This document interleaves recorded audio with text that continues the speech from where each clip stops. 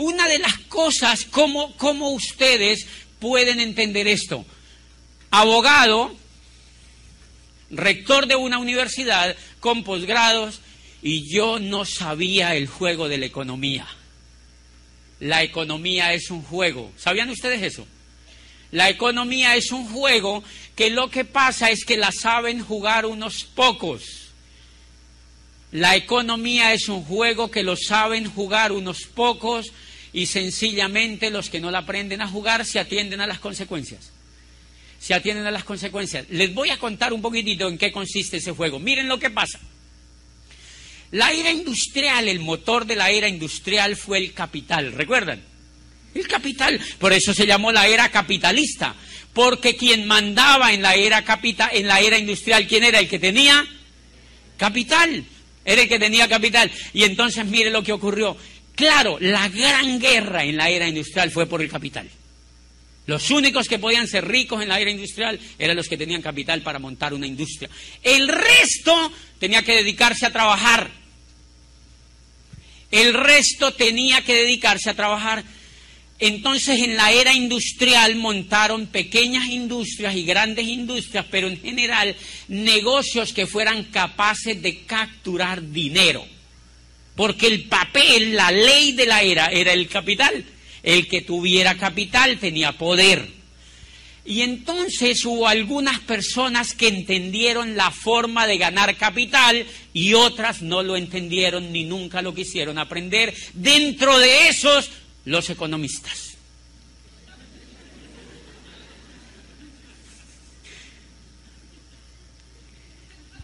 Qué susto, ¿verdad?, esa afirmación. Porque miren, ¿qué fue lo que pasó? Miren lo que ocurre, el modelito de la era industrial. Cuando el modelo, no solamente la educación tradicional, sino todo lo que educa, que es la tele, que es la gente, que es la asociación, que son las relaciones entre nosotros mismos, todo eso educa, no es solo la escuela, todo educa. ¿Cómo empezó a funcionar eso? Miren, recuerden que la era industrial se raptó muchas de las cosas privadas que nosotros teníamos. Antes de la era industrial, adivinen dónde cuidaban los enfermos. En la casa. Pero alguien, un capitalista, armó una cosa que se llamó hospital. Y le dijeron a la señora, no cuides a tu papá, tú no puedes. Ándate a trabajar y yo te lo cuido. Aquí te lo mato. Nosotros te lo ayudamos a matar acá. Entonces mandaron a la señora a trabajar y ellos armaron un negocio para cuidarle al papá. Antes los enfermos los cuidaban en la casa. Yo les hago una pregunta. ¿Dónde creen que se cura más rápido un enfermo? En la casa. ¿Sabían ustedes que el mayor flujo de enfermedades son enfermedades que tienen relación con problemas emocionales, con problemas de afecto, con problemas psíquicos, con montones de cosas que vienen del cerebro? No se imaginan la cantidad de sanidad que hay cuando hay afecto. Imagínate uno bien enfermo físicamente, y que se lo lleven a una fábrica de esas. ¿Vieron cómo armaron los hospitales? Como fábricas. Como fábricas. Y uno llega, ¿han visto lo que hacen con un enfermo? ¿Tienen anestesia? No, sin anestesia. O sea, el campo de la salud se volvió cruel. Se volvió cruel porque todo el mundo empezó a demandar ese servicio que se llamó salud y armaron fábricas. ¿Qué hicieron los ricos de la mayoría de ciudades? Yo me voy a armar otra clínica. Entonces armaban una clínica aquí y le ponían otra clínica al lado. Clínicas, porque ese era un gran negocio. Señores, ¿quieren que les diga una cosa? Apenas empieza a terminarse la era industrial, a mí me impresiona en Colombia lo que está ocurriendo. Hay programas enteros del sector salud donde hacen que las personas les instalan los aparatos en la casa y los vuelvan a cuidar en la casa. porque por un lado están saturados y por el otro lado han admitido que es mucho mejor que los enfermos los cuiden en la casa. ¿Qué pasó con la educación? Con la educación pasó igualitico. Antes de la era industrial, la educación la hacían con profesores personalizados. Entonces, cuando tú tenías un niño, ¿quién lo educaba? Un profesor que sabía, normalmente a veces la mayoría de veces era gente exitosa, que educaban a niños y que iban a educarlos a la casa. ¿Y quiénes eran los únicos que podían pagar eso? Los ricos. Los pobres no podían educar a los hijos porque los ricos podían pagar eso, ¿ok? Y así Aristóteles, por ejemplo, fue llamado por Filipo de Macedonia para que educara a Alejandro Magno. Entonces el profesor de Alejandro Magno fue Aristóteles. Y Aristóteles le mostraba al pequeño Alejandro el mundo que él podía conquistar cuando fuera el rey de Macedonia. O sea, literalmente la educación le dañó el coco a Alejandro Magno. ¿Qué pasa hoy con nuestros niños? Nosotros los mandamos a una fábrica que se llama educación para que los eduque un empleado. Miren el cambio que tuvimos. Los padres tienen los niños, le dijeron a la señora, tranquila, tenga los niños, váyase a trabajar y nosotros se los educamos. Y los profesores son empleados. ¡Qué susto eso! Los profesores son empleados, entonces ese empleado no tiene la capacidad de dañarle el coco al niño. Porque el empleo, señores, fue el estadio en el que evolucionó la esclavitud. Qué pena, pero así fue. Yo por eso dejé eso hace rato. El empleo fue la evolución de la esclavitud. Recuerden que antes de la era industrial, la gran mayoría y mucho al comienzo se trabajaba a través de los esclavos. Ser esclavo en aquella época era genial. De verdad que era genial, porque al esclavo le daban el techo, le daban la comida y le daban el vestido. Sí, de vez en cuando le pegaban. Sí, le pegaban sus palmadas de vez en cuando. Pero en general el esclavo estaba protegido. Miren lo que hicieron cuando empieza la era industrial. Los liberaron y les dijeron que ahora eran libres y que ahora se tenían que poner a trabajar como empleados. Porque no era negocio mantener toda esa gente, darle ropa, techo y comida. Entonces al señor le dijeron, váyase a trabajar donde otro y yo te pago. ¿Cuánto? Lo que a mí me dé la gana. Pero eso sí, eso que yo te pago, tú te lo vas a gastar en cultura, en educación, en ropa, en salud y en vacaciones. Y a la gente le empezaron a pagar tan poquito que montones de gente empezó a morirse de hambre en las calles de Florencia, de París y de Roma. Y la gente se desesperó por la miseria que había y empezaron a hacer guerra contra las empresas y apareció la primera revolución del trabajo. Los trabajadores quemaron las fábricas, señores. En Inglaterra acabaron con las fábricas porque la dignidad de la gente era tocada.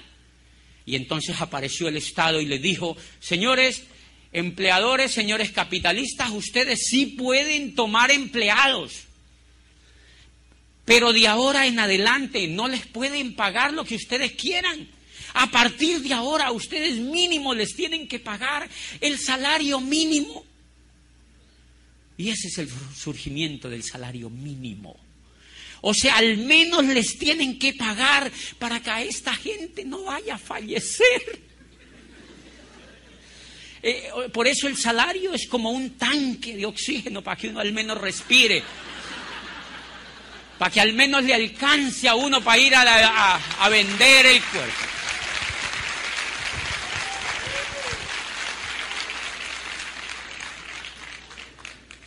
Por eso el salario mínimo fue tan bajo. Y les pusieron otra condición. Número 1, le van a pagar el salario mínimo. Número 2, no les pueden pegar. Por eso es que a uno como empleado no le pegan. Si les pegan, denuncien, eso no se puede hacer. Por eso como empleado a uno no le pegan. ¿Cómo le empezaron a pegar? Emocionalmente, ya no le pegan físicamente. Les pegan emocionalmente, les dicen, señor José Bobadilla, si usted no rinde y no hace lo que yo le diga, hay 5,000 salchichas allá afuera esperando por su puesto. ¿Y uno qué hace? Sí, señor. Por una sencilla razón, porque a nosotros nos educaron para que siguiéramos siendo esclavos. El modelo educativo tradicional que armó la era industrial fue un modelo educativo armado para mantener a la gente en la esclavitud. Lo que pasa es que la gente no se dio cuenta. Ahora ya el esclavista no fue un señor, sino una cosa que se llamó dinero. El esclavista ya no fue un señor determinado, sino una cosa que se inventaron comenzando la era industrial, que nació en Florencia renacentista y que nació en la Italia del Renacimiento, y fue el poder del dinero y el poder de la deuda para humillar a la gente y para esclavizarla.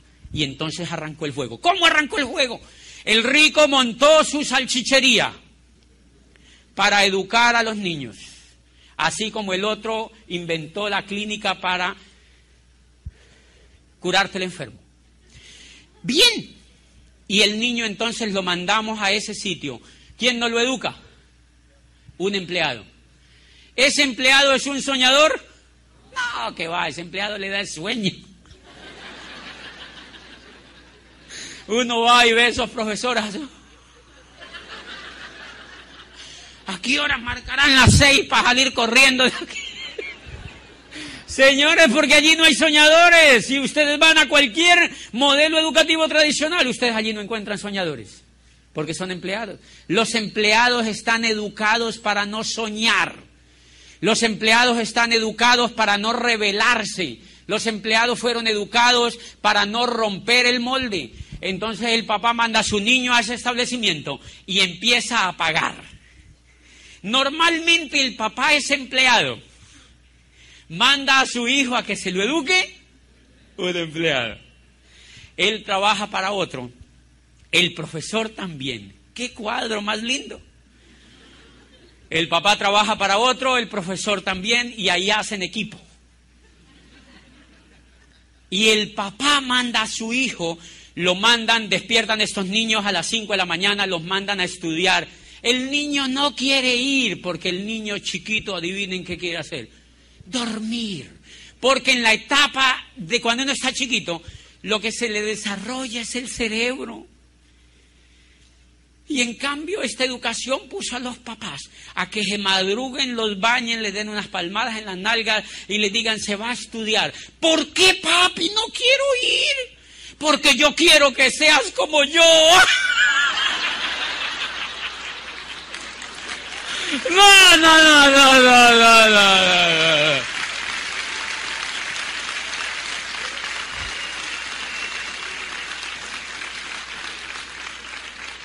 Porque yo quiero que seas como yo. Al niño lo único que le falta decir es, papi, hello. Hello. Señores, los niños se están rebelando hoy en día con la educación. ¿No se han dado cuenta? ¿Saben por qué los niños no quieren estudiar hoy en día? Los niños no quieren estudiar hoy en día porque no les convence el estilo de vida que llevan sus papás. Porque ellos ven todo eso. No les convence el estilo de vida que llevan sus papás. Pero lo más lindo es que metemos a los niños, lo más cruel es que los metemos en un juego increíble. Mandamos al niño al jardín. ¿De quién es el jardín? ¿De un pobre o de un rico? Normalmente no es ni de un pobre ni de un rico, pero es de alguien que tiene más dinero que uno. Y mandamos el niño allá y nosotros nos vamos a trabajar. Hacemos cosas tan absurdas sin pensarlas, porque nunca nos enseñaron a criticar ni a cuestionar nada. Y entonces mandamos el niño allá Y el papá va y trabaja y gasta esa plata pagándole a otro que es el dueño del colegio, del jardín del niño. Allí se va la plata que el papá gana. Después lo mandamos al colegio, a la escuela, a que le enseñen a hacer quebrados. Yo quiero preguntarles a ustedes, ¿para qué rayos les han servido los quebrados? Para quebrarlos, ¿verdad? Para mantenerlo a uno quebrado. Todos los que nos jorobaron la vida con quebrados, aprendiendo a dividir, a multiplicar, sacándole la hipotenusa a una lonchera. Pero no tenemos para hacer el mercado. Porque a esta gente no le importa la información ni tu futuro. Le importa que dejes el dinero allá. Porque están en la era industrial, señores. Un modelo de la era industrial. El papá va y deja el dinero allá y le deja también el muchachito para que le dañe el coco allá. Y entonces, cuando el niño va al colegio, el niño empieza en la escuela a aprender cosas que él no quiere. Pero le dicen, sígalas aprendiendo porque yo pago, le dice el papá. Un niño que deje de ir a la escuela es un niño que es un paria en la casa. ¿Quién va a querer un niño que no vaya a la escuela? ¿Los papás lo dejan de querer? El niño se siente presionado por la familia para ir a todo ese tipo de cosas. Y el niño lo mandan a las 7 de la mañana y lo sacan a la 1. Lo levantan a las 7 y lo sacan a la 1. Adivinen qué está formando, una mentalidad perfecta de empleado. El niño tampoco se puede revelar a la profesora, porque si él se le revela a la profesora hace un informe y se lo manda al papá. Un esmeralda mío de Bogotá, que es espectacular, tiene un niño chiquito. Lo mandó a unas cosas de estas. El profesor le manda un examen. El niño es súper inquieto, es súper brillante, como casi todos los niños. Y el niño se le enfrenta un poco a la profesora de manera respetuosa. Entonces la profesora manda una nota donde el papá y le dice que lo mande donde el psicopedagogo. Y el papá lo lleva donde el psicopedagogo y siguen el proceso y terminan formulándole una pastillita al niño. Y entonces yo le digo al papá, es para que se vuelva idiota como tú. Porque el niño quiere ser como Tomás Alva Edison. Por eso hay tan poca gente triunfadora, porque el niño ya lo están matando desde allí. Pero el tema viene a que el niño se mete en ese proceso y termina en la universidad. ¿Por qué termina en la universidad? Porque todo el mundo le ha dicho que tiene que hacer una carrera. Y el papá colgado no puede pagar la administración. Yo conozco médicos jodidos. No pueden pagar ni la... Hoy en día en Colombia a un médico le pagan 800, por ahí $500. ¡A un médico! Pero la gente le sigue apostando al mismo modelo. Y miren lo lindo, cuando el niño, supóngase que el niño paga él ya la universidad, porque hay niños como yo, que me fui de mi casa, yo también me fui a hacer la carrera, y entonces yo me la pagaba. Normalmente yo veía compañeros que el papá les pagaba la carrera, otros que no se las pagaba el papá. Y cuando esa carrera tú la pagas, o si no tienes plata y la pagas en una cosa privada, tú te endeudas. ¿Te has dado cuenta? Te prestan el dinero, no importa. Me impresionó en Chile, yo voy mucho a Chile, y en Chile encontré en una universidad costosísima que los muchachos firman, los papás de los muchachos y ellos mismos, firman un documento pagaré por toda la carrera. Y si ellos no vuelven a ningún semestre, si se retiran, pagan toda la carrera. O sea, eso funciona en diferentes países de manera diferente, pero allí es así. Si tú te matriculas a un semestre, pagas todos los semestres y no vuelves. Problema tuyo. Te tienes que hacer salchicha.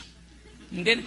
Tienes que hacer el proceso y tienes que hacer el proceso. Pues bien, mire lo interesante. El juego consiste en que en el jardín el papá le paga, en la escuela el papá le paga y en la universidad puede que el papá le paga o el niño paga, el muchacho paga. Cuando termina la universidad el muchacho sale con una deuda. Sale entrenado ya. Sale con una deuda. La cruz a cuesta.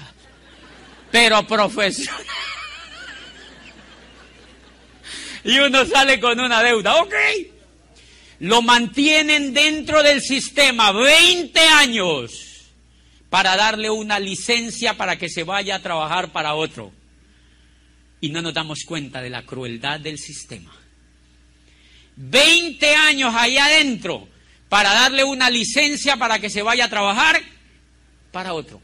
Yo recuerdo que cuando graduábamos gente en la universidad, yo era rector. ¡Qué cruel fui! Y se subía la gente a este escenario, los muchachos a graduarse. Yo no había leído lo que he leído hoy con este negocio. Y la gente, nosotros la graduábamos, le dábamos una palmada en la espalda y le decíamos, vayan a ver qué consiguen. Y uno se quedaba como haciendo así allá atrás. Porque normalmente estos muchachos vuelven donde el papá y le dice, papá, no hay nada.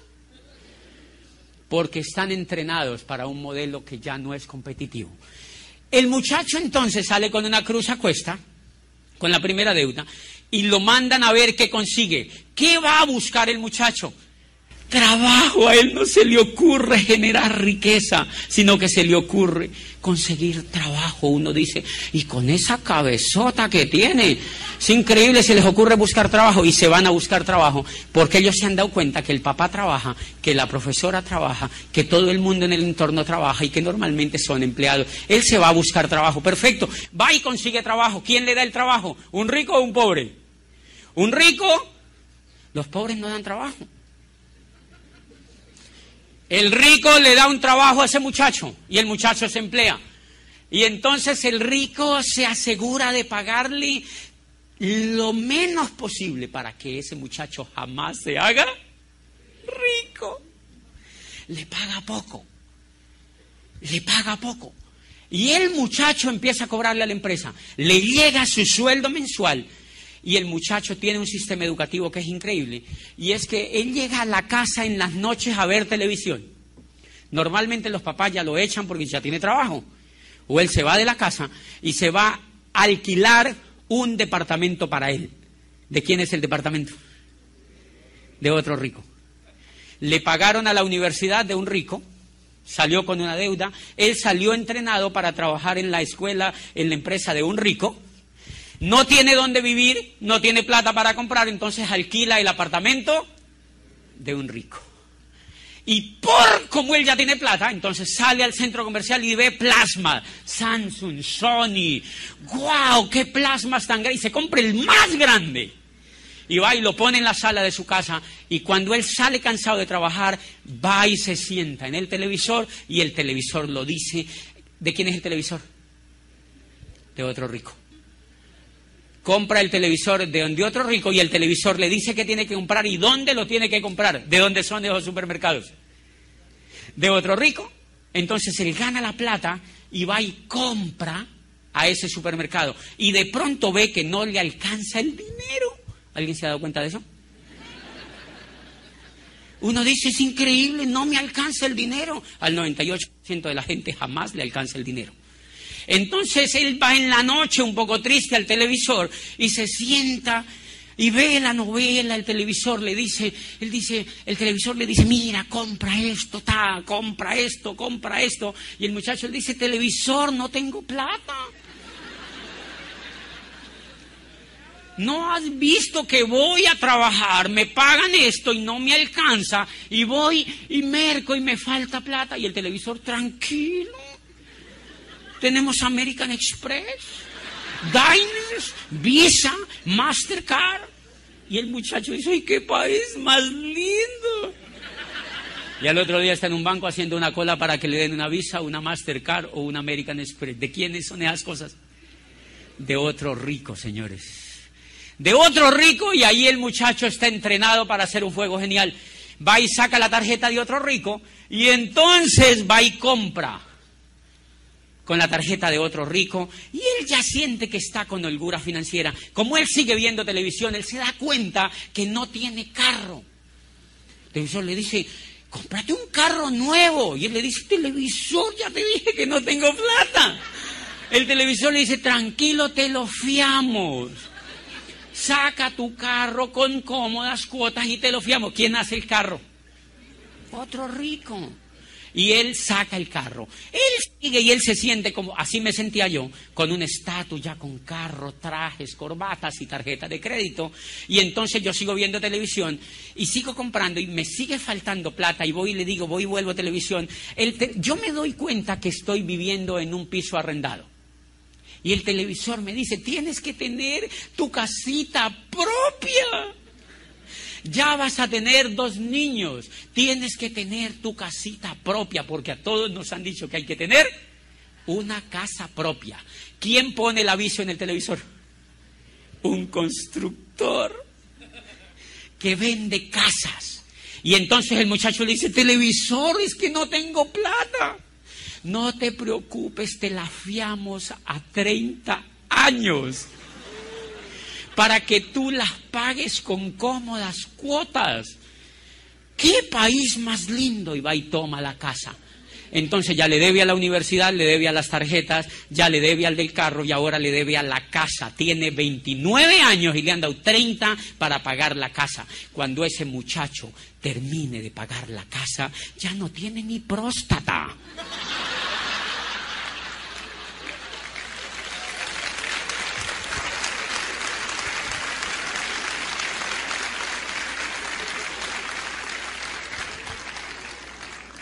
¿Se dan cuenta cómo es el juego? ¿Se dan cuenta cómo es el juego? Ese muchacho termina la vida trabajando para otro, jugándole el juego a otro. Lo más agresivo que yo vi es, ¿y entonces por qué la educación no nos enseña a jugar el juego? Si ese es el problema, señores, ¿por qué en ningún sitio de la educación le enseñan a tus hijos cómo funciona la economía? ¿Sabían que eso no lo saben ni siquiera los economistas? No lo saben porque los economistas hacen parte del mismo sistema. Ellos lo que saben es la inflación, la deflación, la recesión y la quebrazón.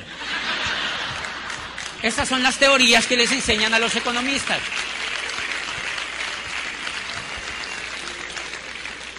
Pero jamás le han dicho a esta gente que esa cosa que se llama economía es un juego, que alguien lo manipula, que alguien lo maneja, y ese juego se llama economía. ¿Cuán caro nos cuesta que no nos enseñen a manejar el juego de la economía desde la educación, señores? Por eso la educación que está diseñada, en la que van la mayoría de los hijos, en la que fuimos la mayoría de la gente, es una educación diseñada para ser pobres. Es una educación diseñada para que la mayoría de la gente se quede pobre. Y si no me creen a mí, pues ojalá me crean, pero si no me creen a mí, léanse un libro de Robert Kiyosaki que se llama La conspiración de los ricos, donde dice expresamente que el modelo educativo que impera en todo el mundo occidental es un modelo educativo que lo armaron en los Estados Unidos simplemente y lo exportaron a todos los países, todo el mundo lo copió, que radica en que simplemente a la gente no se le da información financiera. Y el negocio consiste, entre más analfabetas financieros formen, mejor. ¿En qué se sustenta la economía norteamericana? ¿En la deuda? Miren los informes, sale el presidente, dice, la gente está consumiendo un poco más y el crédito se ha disparado. O sea, la gente sigue siendo idiota. La gente se está endeudando. ¿Sabían ustedes que en Estados Unidos y en cualquier país de lo de nosotros, si la gente se deja de endeudar, la economía perece? Si la gente se deja de endeudar, la economía perece. Primer mensaje de esta tarde. Este negocio, el que usted ingresó, le va a enseñar a jugar ese juego. Le va a enseñar a jugar ese juego y se lo va a enseñar a jugar mediante audios, mediante libros, mediante CDs, se lo va a enseñar a jugar mediante convenciones, se lo va a enseñar a jugar mediante la asociación. Y eso fue lo que yo descubrí cuando ingresé a este negocio. Señores, en 4 años con este negocio, yo empecé a manejar el juego. Empecé a manejar el juego. Antes, cuando yo iba a mi cuenta, me deprimía. Ahora, cuando me deprimo, voy a mi cuenta.